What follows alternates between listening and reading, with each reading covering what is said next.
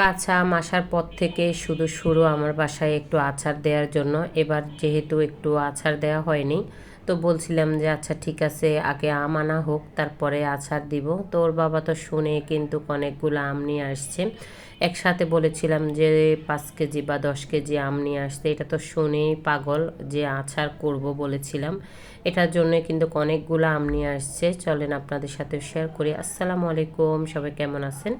নিশ্চয়ই ভালো আছেন। আমরা আলহামদুলিল্লাহ আছি, ভালো আছি। আচারের জন্য আম নিয়ে আসছে, কাঁচা আমগুলো নিয়ে আসছে, ওগুলা কিন্তু রেডি করতেছি। আমি এক পাশে কিন্তু মেয়েকে বলছিলাম যে আম্মুকে মশলাগুলো করে দাও, তো কিন্তু সুন্দর করে মশলাগুলো কিন্তু ব্লেন্ড করে দিচ্ছে। এখন কিন্তু আচার করতে বেশি একটা ঝামেলা লাগে না, কারণ আগে তো বাটাবাটি করতে হতো, আর এখন কিন্তু সব কিন্তু ব্লেন্ডারে করে নেওয়া যায়।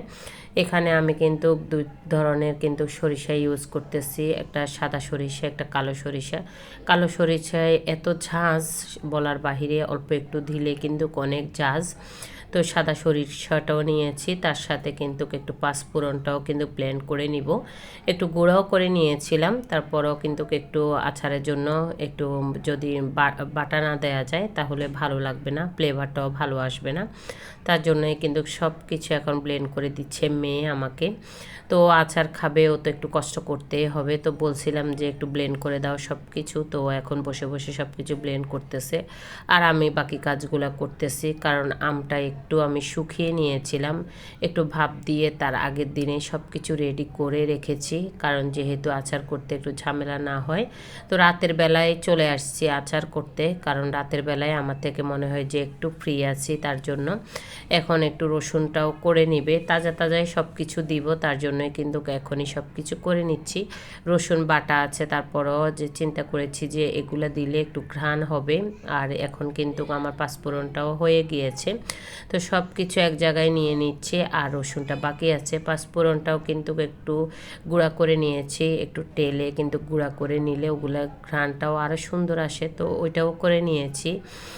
সব কিছু রেডি করে নিলে আচার করতে বেশি একটা সময় লাগবে না, তার জন্য কিন্তু সব কিছু হাতের নাগালে নিচ্ছিলাম। আর আমগুলাকেও একটু ভাপ দিয়ে আমি একটু হলুদ আর লবণ দিয়ে ভাপ দিয়ে নিয়েছি, কারণ ভাপ দিলে সব ভালো লাগবে তার জন্য। তো এখানে একটু শুকিয়ে নিয়েছিলাম আমি প্যানের বাতাসে, আর একটু হালকা রোদ্রে দিয়েছি। এখন আচার করতে চলে আসছি, সরিষার তেল বসিয়ে দিয়েছি, তার সাথে তেজপাতা দিয়েছি। তো আগে সরিষার তেলটায় যখন সরিষাটা দিব, এত ঝাঁঝ আসে সরিষার সাথে, সরিষা অনেক ঝাঁঝ এই মশলাটা কষানোর সময়, তো এত ঝাঁঝ আসছিল বলার বাহিরে। তো আমি মশলাগুলো সবগুলা দিয়ে দিচ্ছিলাম, দুই ধরনের সরিষা দিয়েছি, এখানে পাঁচফোড়ন দিয়েছি, রসুন বাটা দিয়েছি, তেজপাতা দিব, একটু মরিচ দিব, হলুদের গুঁড়া দিব, আর চিনি দিব। ঝাল টক মিষ্টি আচারটা করব, কারণ ছোট বাচ্চা ওরা কিন্তু একটু মিষ্টি আচার খেতে পছন্দ করে, তার জন্য টক দিব না, একটু মিষ্টি করব। তো আমি মশলাটা কষিয়ে একটু হলুদের গুঁড়া দিচ্ছি কালারটা সুন্দর আসার জন্য। তো হলুদের গুঁড়ার সাথে একটু মরিচের গুঁড়াও দিব। ঝাল মিষ্টি টক বলছিলাম না, ওই ধরনের আচারই হবে। তো খুবই মজা হয়েছিল আচারটা করার পরে। আর বাসায় এত সুন্দর একটা ঘ্রাণ আসছিল, আচার করলে না আসলে বাসায়, পুরো বাসায় কিন্তু আচারের ঘ্রাণ আসে। তো ওই 5 কেজি মনে হয় যে আমার কাছে কম হয়ে গিয়েছিল, তো বলছিলাম যে আরও কিছু আম নিয়ে আসতে। তো শুনলেই তো হয় যে আচার করতে তো ওনার কোনো সমস্যা হয় না, আচার করতে তো যা কষ্ট হয় আমাদেরই হয়, পুরুষ মানুষের আসলে কোনো কষ্টই নেই। তো শুনেই কিন্তু বাচ্চাদের জন্য আম নিয়ে আসবে আচার করার জন্য। উনিও পছন্দ করে, যখন আমরা খেতে বসি তখন কিন্তু 1-2 পিস করে খায়, যেহেতু প্রেশারের সমস্যা তার জন্য।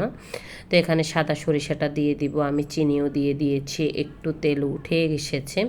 তো এটা যত জাল করব ততই কিন্তু আচারের ভিতরে সব কিছু ঢুকবে। আমি কয়েকটা আস্ত মরিচ দিয়ে দিয়েছি, শুকনা মরিচ।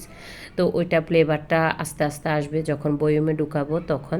তো আরেকটা আচার করে নিচ্ছি অফ ক্যামেরায়, কিন্তু আচাটা খুব সুন্দর করে আমি করে নিয়েছিলাম। আর এখন আরেকটা বসিয়ে দিচ্ছি, যেহেতু রাতের বেলা করতেছি। তো মেয়ে বলতেছিল যে আম্মু দোনোটা কি একসাথে করবা? আমি বলছিলাম যে হ্যাঁ, একসাথে করে নিই, তাহলে একটু ঝামেলা কম হবে, কারণ আবার আরেক দিন করব, একসাথে করে নিব। তো এখানেও কিন্তু একই সেম মশলা দিয়ে দিচ্ছি আমি, যেহেতু সব কিছু হাতের কাছে আছে এখনই করে নিই। তো 2 ধরনের আচারই 2 রকমে করে কেটে কিন্তু করতেছি। আর এত মজা হয়েছিল এই আচারগুলো, অবশ্যই বাসায় তৈরি করে খাবেন। বাচ্চাদের জন্য আচার করবেন, নিজেরাও আচার করে খাবেন। তো খুবই মজা হয়েছিল। আসলে মনে হয় যে খুবই শর্টকাটে করে নিয়েছিলাম এই আচারগুলো আমি। তো একটু হলুদের গুঁড়া দিচ্ছি, মরিচের গুঁড়া দিচ্ছি, খুব সুন্দর কালার আসে, মনে হয় যে মাংস রান্না করতেছি আমি। তো খুব সুন্দর একটা কালার আসছে। এখন আমগুলা দিয়ে দিব। এই যে মেয়ে এই মানে আমগুলা এভাবে কাটলে ওর থেকে বলে খুবই ভালো লাগে। তো এইভাবে করে বড় মেয়ের জন্য দিচ্ছি। আর ওই করে কাটলে ওর থেকে নাকি খুবই সুন্দর লাগে, আর খেতেও নাকি আমগুলার ভিতরে সবগুলা ঢুকে। এই জন্য এখন বলতেছিল যে আমাকে একটু চিকন চিকন করে আমের আচার করে দিতে। কত ধরনের আচার এখন দেখি মোবাইলে, তো অনেক ধরনের আচার আছে। আসলে সব কিছু আসলে করা হয় না। আগে আমার মাকে দেখতাম যে মোরব্বা করতো, এত মজা হতো আমার আম্মার হাতের মোরব্বা। এখন কিন্তু আমরা কষ্টের জন্য কিছুই করি না। তো এই যে আমার আচারটা হয়ে গিয়েছে, সুন্দর করে একটা কালার চলে আসছে, এত সুন্দর হয়েছে, খেতেও না এত মজা হয়েছে, মনে হয় যে সরিষার তেল আরেকটু লাগবে। তো আমি গরম করে পরের দিন কিন্তু দিয়ে দিব যদি বয়মে লাগে তাহলে। আর এখন কিন্তু কাঁচের জারের মধ্যে ঢুকিয়ে নিচ্ছিলাম। বারান্দায় এসে একটু রোদ্রে দিয়েছি, হালকা একটু রোদ আছে, তো ওই রোদ্রে কিন্তু আচারটা দিয়েছিলাম।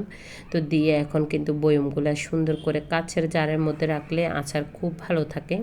তো আমি এখন কাঁচের জারে ঢুকিয়ে নিচ্ছিলাম, আর বাচ্চারা এখান থেকে নিয়ে নিয়ে খাবে। সব সময় আমি কিন্তু ওদের জন্য বড়ের আচার, জলপাইয়ের আচার সব আচারে করতে চেষ্টা করি, কারণ বাচ্চারা আছে তাদের জন্য সব সময় আচার রেডি রাখা। আর আমাদেরও আসলে অনেক প্রয়োজনে আসে আচারটা। তো আজকের ভিডিওটা কেমন লেগেছে অবশ্যই কমেন্টস করে জানাবেন। আর ভালো লাগলে একটা লাইক, কমেন্ট, শেয়ার করবেন। ফেসবুক পেজটাকে ফলো করবেন, ইউটিউব চ্যানেলটা সাবস্ক্রাইব করবেন। আজকের মতো এখানেই বিদায়। সবাই ভালো থাকবেন। আসসালামু আলাইকুম।